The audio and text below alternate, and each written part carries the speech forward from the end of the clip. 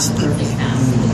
You know, but what's very good about Filipino families is at the end of the day, kahit na isang linggo kayo hindi nag-usap, isang buwan, or isang taon, at the end of the day, tumatatak pa rin sa mga Pilipino na ang pamilya ay pamilya. Kaya kami nasa pamilya.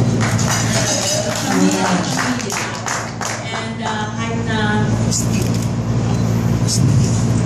minsan hindi kami nagkakasundo, family is everything. So I know even if my mom is not minding me out, I know if I have